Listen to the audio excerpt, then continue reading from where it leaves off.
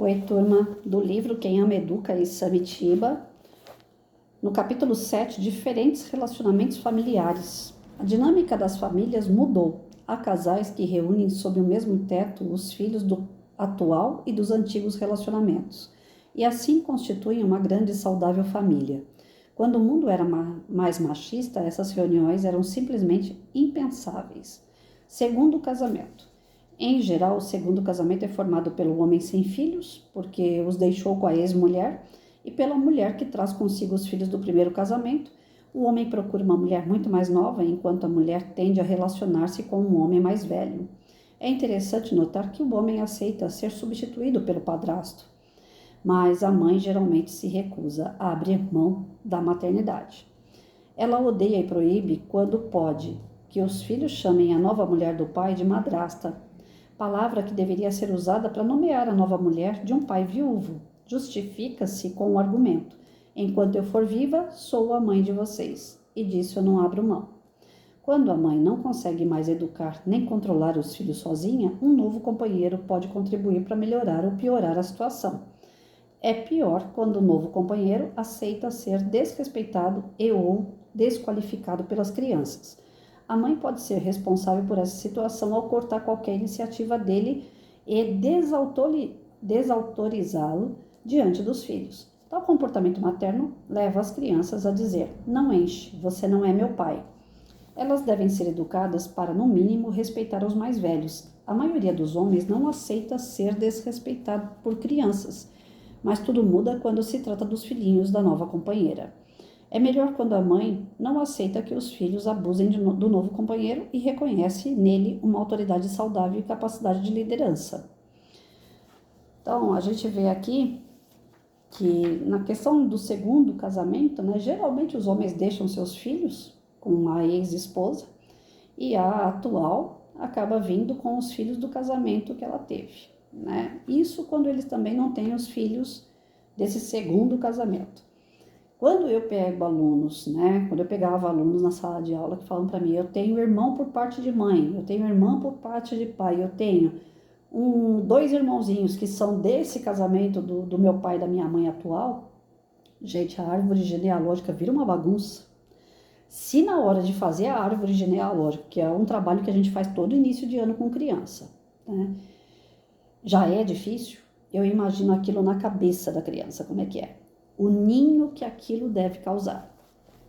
Então, eu não sou psicóloga, eu não sou psicanalista, eu não sou terapeuta, eu não sou psiquiatra, mas eu fico imaginando a cabecinha da criança quando se trata dessas uniões, E quando já é o terceiro, quarto casamento, e tem agora umas coisas que estão acontecendo aí que não dá para aceitar o pai que casa com a filha e acaba tendo filho, neto ao mesmo tempo, eu não sei aonde nós vamos parar com tudo isso, mas vendo pelo lado saudável que todo mundo tem o direito de refazer a sua vida e ter um segundo casamento e ter uma segunda família, pelo lado saudável, o que a gente pode aprender aqui através do texto? A segunda família tem que ter moral perante as crianças, não importa se ela vem de um outro casamento, se ela é do segundo casamento, não interessa qual é a origem daquela criança,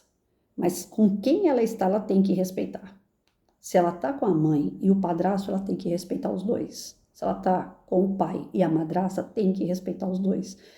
E o casal anterior, o ex aí, tanto o homem como a mulher, eles têm que abrir espaço para aquele padrasto e aquela madrasta. Não que eles vão ser os pais da criança. Quem vai orientar aquela criança realmente é o primeiro casal, o pai e a mãe. Mas a criança está vivendo com o padrasto ou com a madrasta, tem que aprender também a dançar as regras ali que a madrasta e o padrasto têm para dar. Para isso, existem combinados entre o casal. O casal novo, tem que ter um combinado com o ex e a ex, até onde pode ir a autoridade de cada um, tem que ser respeitado. Por quê? Não é por conta dos casais, não é por conta das pessoas adultas, é por conta da criança. Senão a criança fica completamente perdida no meio disso tudo. Vai para a casa do pai, tem a madrasta que fala, você quer doce, pudim, bala, tem pirulito, eu comprei chiclete, tá tudo aí, ó, só para você. Que a madrasta tende a querer fazer os gostos da criança para ganhar o coração da criança. Chega na casa da mãe, a mãe fala, você não pode comer doce, eu já te levei no médico, já te levei no dentista, estão falando que você está comendo açúcar demais, não sei o que, então aqui é isso aqui, ó, é alface, é tomate, né, você vai comer berinjela, você não vai comer tanto doce. Conclusão, a criança vai amar a madrasta e vai odiar a mãe. Vai gerar problema entre a mãe e a madrasta. Porque cada um fala uma língua e a criança vai justamente aonde é mais cômodo para ela. Então, o ideal é que cada um fale a mesma língua, faça combinados entre os adultos, se respeitem para que a criança respeite vocês. E o professor, quando vê que tem alguma coisa desequilibrando a criança, chamar pai, mãe, conversar, explicar que a criança está se desinteressando pela aula, que geralmente é o que acontece, né? E buscar auxiliar os familiares com psicólogo, com terapeuta, com psiquiatra, se for o caso. E, infelizmente, o professor, vendo as situações em família, ele não tem muito o que fazer com a família, mas ele tem que indicar um tratamento para essa família, porque o principal aí é a criança. E a criança tem que ser assistida, a criança não pode ficar Deus dará, sem saber a quem obedecer, para que lado ela vai, quem é que ela ama mais, porque esse tipo de coisa acaba gerando um conflito interno na criança que não deixa, né, cria uma placa na frente dela, ela não consegue desenvolver, ela não consegue aprender as coisas que são dadas em escola para ela. Ela não consegue enxergar a vida além daquilo que está em volta dela. Então a criança não se desenvolve, cria ali um sistema, um muro nela que ela não consegue romper. Né? Então, eu faço o que minha mãe manda, eu faço o que minha madrasta manda, eu faço o que meu pai manda, eu faço o que meu padrasto manda. Ela fica perdida, cada um manda uma coisa diferente do outro. E chega na escola, quando a professora vai falar, ela fala, mais um para mandar em mim, meu Deus do céu, e aí, para onde que eu vou? Criança perdida, ela não desenvolve. Então, ela tem que ter uma estrutura, ela tem que ter um porto seguro, ela tem que ter realmente pessoas que deem a mão para ela e não que tire o chão dela. Então, no segundo casamento, geralmente o filho tem uma birra com o padrasto, né? Porque é o pai que saiu de casa, a filha tem uma birra com a madrasta, porque é a mãe, né? Que não tá ali. Então, ainda tem isso, a questão do ciúme, que tem que ser trabalhado. Ninguém precisa ganhar a criança. A madrasta, o padrasto não precisa ganhar a criança. Precisa ter respeito, né? O que importa é o casal estar feliz, a criança está vendo que está feliz, ela também fica. No começo vai dar atrito, no começo dá confusão, é fato. Ninguém vai aceitar uma separação em primeiro lugar, uma criança, né? Vai aceitar a separação e depois ainda vai ver pai e mãe com outras pessoas formando novas famílias. E se vier um irmãozinho dessa nova família, então o irmão mais velho se corrói de ciúme. Porque o irmãozinho, geralmente a criança recém-nascida, ela ganha mais atenção do que os que já estão aqui. E ainda sendo de um segundo casamento, fica aquela sensação de abandono. Fica uma insegurança. Ai, meu pai vai gostar mais do irmãozinho, da madrasta do que de mim. Então, o pai e a mãe não precisam fazer tudo pela criança. Padrasto, madrasta não precisa fazer tudo pela criança. Mas manter o respeito, manter o carinho, manter a união em família, explicar para ela que ela faz parte de todo o processo de mudança, que ela também vai ajudar com o novo irmãozinho, não que ela vai ser a babá, mas ela vai estar ali junto com o irmãozinho, que vai ser um companheiro para ela no futuro, quanto qualquer outra criança quando nasce no seio daquela família que não houve separação. Quando há separação, é necessário contar tudo isso à criança e colocar a par que ela não vai perder o cantinho dela, que ela não vai perder o amor, a atenção dos pais em razão de um novo bebê. Então, é necessário que quando se chegue o segundo casamento, os pais preparem o terreno para essa criança.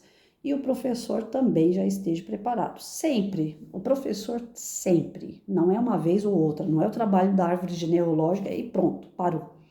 Sempre. O professor tem que fazer ditado, não tem? O professor não tem que fazer chamada? É sempre, não é? Então, o professor sempre chame seu aluno, converse com ele, pergunta como é que essa criança está. Se você percebe uma mudança de comportamento no aluno, pelo amor de Deus, seja humano. Não finja que o aluno é o número 1 da chamada ou o número 20 da chamada, não. Porque nós temos uma responsabilidade extrema na vida de uma criança. Quando tudo dá errado na família de uma criança, a tábua salvadora é o professor. Então, eu sempre disse, eu não faço chamada de 1 a 30. Eu não sei o número do meu aluno na chamada. Eu não sei o sobrenome do meu aluno, mas eu sei o nome de cada um. Eu chamo eles na minha mesa. Eu não fico olhando o caderno, dando nota de vírgula, não. Eu olho o caderno com desculpa de fazer os interrogatórios. Enquanto eu estou aqui olhando o caderno, tá, estou dando um vistinho, parabéns, faltou tal coisa, e aí? Como é que tá sua mãe? Como é que tá seu pai? Né? Você tá brincando, você tá saindo, você tá se divertindo, você foi viajar? Então você vai perguntando, para você ver como é que tá aquilo lá. O professor não é fofoqueiro, o professor não tem que saber da vida íntima de casal dentro de casa, mas o professor precisa descobrir o que acontece ali com aquela criança quando ela está freando, quando ela não está avançando, por que ela não está estudando, por que ela não está se concentrando. Toda criança que está barrada tem um motivo e o professor tem obrigação de descobrir o motivo. Descobrir o motivo, nós não temos obrigação de sanar. Tem problema, nós não somos obrigados a resolver. Mas a gente é obrigado a chamar o pai e a mãe e falar, escuta, teu filho tá com um problema assim, assim, assado. E você vai ter que dar um jeito nisso. Porque se você não der um jeito nisso, se você não der estrutura para o teu filho, se você não der condições dele aprender, ele vai vir para a escola e ele vai perder o ano. Porque ele não está conseguindo acompanhar. Ele não está conseguindo colocar a cabecinha dele aqui, porque na casa dele está uma reviravolta danada. Então, cabe ao professor fazer isso sim. Esqueçam, pelo amor de Deus, aquele monte de papel, aquele monte de ficha. Aquilo lá, gente, eu não vejo razão nenhuma burocrática para trabalhar com vida. Eu não vejo. Desculpa, porque às vezes esse vídeo vai cair na mão de Secretaria de Educação, de Supervisão, eu não estou mais na rede, eu posso falar aquilo que eu sinto enquanto professora, de mais de 32 anos de carreira. Nenhuma ficha, nenhum xizinho que nós fizemos a vida inteira em ficha de aluno fez a diferença na vida dessas crianças. Nenhuma ficha daquelas. Ah, mas a gente tem que se documentar, porque se o pai, porque não sei o quê. Eu sempre fui clara com os pais dos meus alunos. Gente, se tiver condições, eu vou aprovar. Se não tiver condições, eu não vou aprovar. Aparecia pai casca grossa que, tá bom, se não aprender não passa, tudo bem, professora. Chegava no final do ano, queria me ferrar porque eu reprovei o aluno. Lógico que eu tive pais assim. Só que o professor se documenta de outra forma. Todos os dias você dá atividade. Hoje, com o celular na mão, aí que eu não preciso nem de papel. Eu vou lá na atividade do aluno, eu tiro foto do aluno lá. Ficou 4 horas aqui na sala de aula, não fez. Tá aqui, guardado no meu celular. Eu não tiro foto do rosto do aluno nessa circunstância, que é constrangimento, eu não sou besta. Mas quando é uma atividade que o aluno está realizando, que não tem problema nenhum para ele, eu tiro foto para poder colocar lá, o Joãozinho tá dançando, gente. Para exaltar meu aluno, para valorizar meu aluno. Mas para todas e qualquer foto de aluno, o professor tem que ter autorização de imagem, não esqueçam disso. Se o pai não autorizar a imagem do aluno, você não pode expor esse aluno em lugar nenhum, nem dançando, nem cantando, nem chorando, né? Mas as atividades de criança não precisa de autorização de imagem, porque aquilo ali é público, ou tá numa sala de aula onde está todo mundo vendo, normal. Isso daí não é constrangimento. Constrangimento é expor o aluno. Então, tirem foto de atividade sem dó. O aluno fez, o aluno não fez, o aluno está indo bem, o aluno está... Tirem foto. Guardem tudo isso. Quando chegar lá na hora do reprova ou aprova, você fala, tá aqui, ó, essas atividades todas que eu tenho registrada, não fez, não sabe fazer. Faz uma avaliação dele agora. Vai bater isso aqui, ó, não sabe fazer. Se a criança está documentada de que ela não sabe, ela pode ficar reprovada assim. Chama o pai e a mãe como parceiros da educação. Vem cá, o seu José, seu filho não sabe fazer essas coisas, ó. Só que eu estou recebendo pressão, porque a gente recebe pressão para aprovar a criança. Estou recebendo pressão para aprovar a criança. Mas ele não tem condições. O senhor faz uma carta de próprio punho, o senhor concorda de deixar ele reprovado? Então o senhor faz uma carta, eu, José Alves da Silva, eu aceito que meu filho fique reprovado, pois ele realmente não tem condições de passar de ano. Quando a secretaria vier falar, mas não tem como enxugar, não tem como diminuir um pouco essa quantidade de aluno reprovado, aí você fala, esse José, essa Maria, essa Betânia, todos eles fizeram carta dizendo que prefere o filho reprovado. Acabou. O pai quer o filho reprovado. As condições da criança você tem provas de que não são das melhores. Não tem quem faça você aprovar. Só que antes de chegar nesses trâmites da reprovação, você tem que ter a documentação, que é o que vale, essa documentação que eu tô falando, aquele monte de xizinho, né, se o aluno é assíduo, se não seu... faça, porque é burocracia, a gente tem que fazer. E vem lá escrito lá no nosso edital, quando a gente vai prestar o concurso, né, cabe ao professor fazer um monte de papel. E a gente tem que fazer. Mas não dê tanta importância a isso, dê importância ao seu aluno. Dê importância ao que ele vive. Investigue essa criança, porque o mais que você investigar, mais você vai ajudar ele, a família, e ele vai se desenvolver. Aí chega no final do ano, ele não vai ficar retido. Agora, se você não investiga, se você trata o seu aluno como número de 1 a 30 da chamada, se você fica só fazendo xizinho, porque a secretaria quer que você faça xizinho, e dane-se o aluno, que o problema é o pai e a mãe lá, não é seu, é uma vida que vai passar com você 200 dias letivos e que vai se perder no final do ano. E a culpa é só dos pais? Ou você que não enxergou o teu aluno? Então, professor, a gente tem que enxergar a vida daquela criança. E tá ligado a isso. O segundo casamento, ele fere, muitas das vezes, a criança. Porque os pais, quando entram no segundo casamento, estão tão deslumbrados de amor pelo novo cônjuge e a nova esposa, que a criança fica ali à deriva. Muitos fazem isso. E aí já vem com uma outra criança, já vem com o nascimento do novo filho. E aquela criança está à deriva. E a deriva, quem é que vai jogar para ela a boia? O professor. Nós não somos psicólogos nem psiquiatra, mas a gente tem a obrigação de detectar o que está acontecendo e transformar e arrumar da melhor maneira possível. Tá bom?